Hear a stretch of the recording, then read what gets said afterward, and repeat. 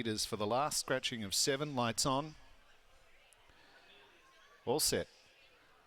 Racing now. Kerman Rock bounced out, leads comfortably early on. Chicklet out wider, on a Fick Tell Nothing. My Fair Valentine's over on the inside. Patchwork also going forward there ahead of Belafonte Boy, Vavinsky and Pagey's Turn, passed by Stylax, Fire Away and Emerald Trader.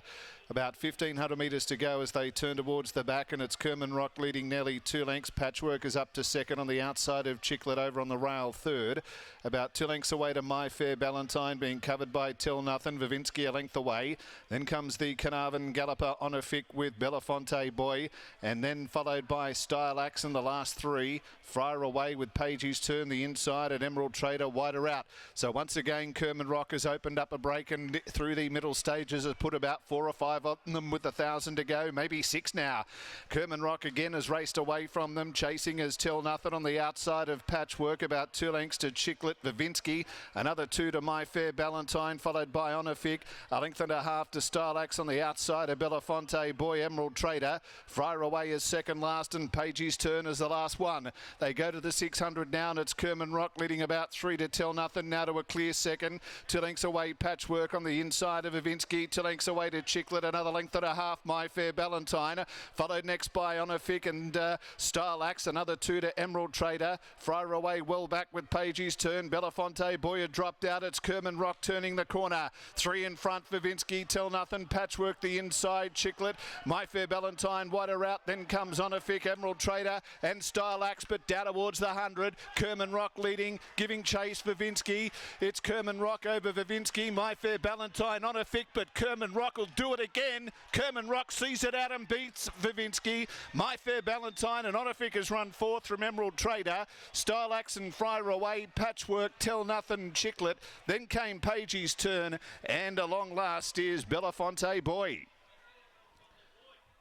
Kerman Rock back to back. 420 on the tote, 220 for a place. Vavinsky, the runner-up, got to within about a length or so at $2.70. And My Fair Valentine at big odds has filled third, number 11. And 6 Honorfic from Carnarvon for Peter Daly in 4th.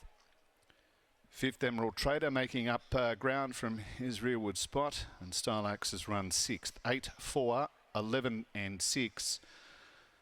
1 by length. 1.5 second to third. 1 by 1.5, and the race time is 150.33.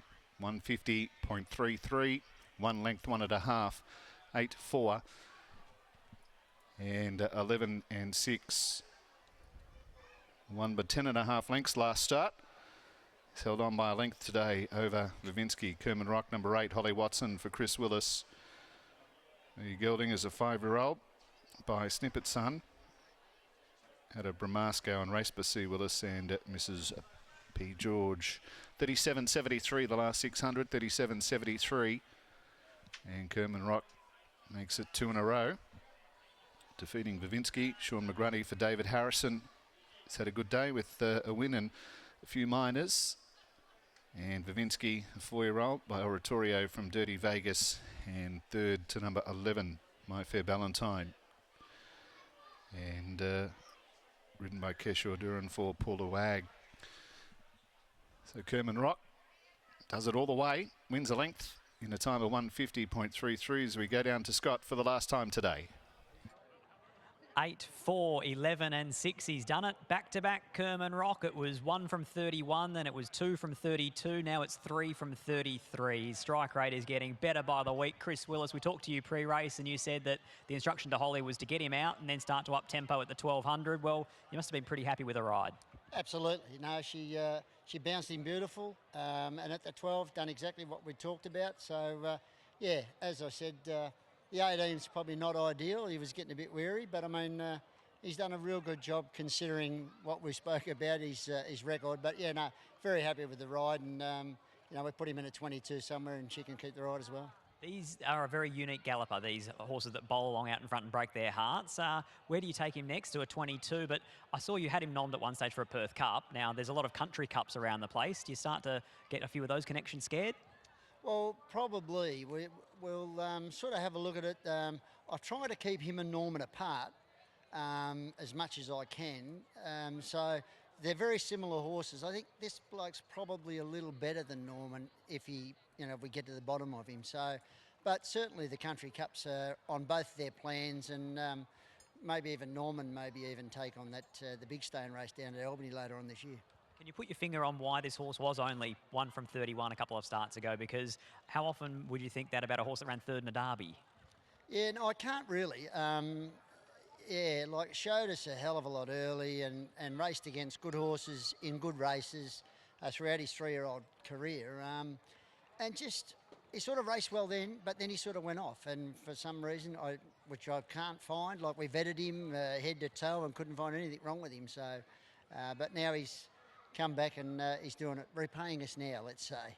Talongatta, Defiant Diorite, our Norman, KERMAN Rock, stable's going super.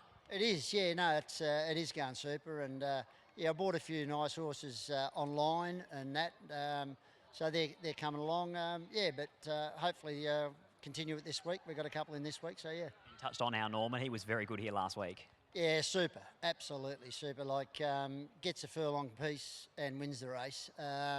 Pulled up really good, yeah, there's 22 next week, so he'll go there and he should be hard to beat. Congratulations, well done. Thanks, mate, cheers. There's Chris Willis, Holly Watson's jumping on the scales, and Michael Heaton will grab a word from her after KERMAN Rock breaks their hearts.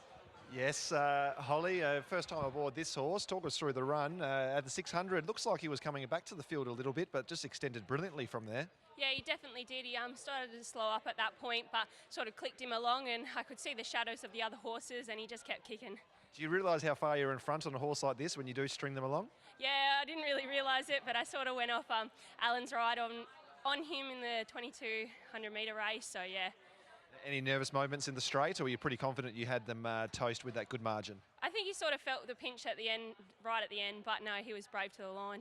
Well ridden, well rated, well done. Thank you very much. And well said, Michael. 8, 4, 11 and 6 are the numbers here after the last at Ascot, but KERMAN Rock goes back to back. A 5-year-old by Snippet's son who's clocked a lot of kilometres, but he's also now banked a lot of cash. He's in winning form, and he'll head to some of those country cups upcoming here in the West. That's a good night from Michael and I out of Ascot, but Lockie Taylor will join Michael tomorrow on Fitzpatrick Plate Day at Albany, so make sure you join the boys on a lazy Sunday afternoon from the Great Southern.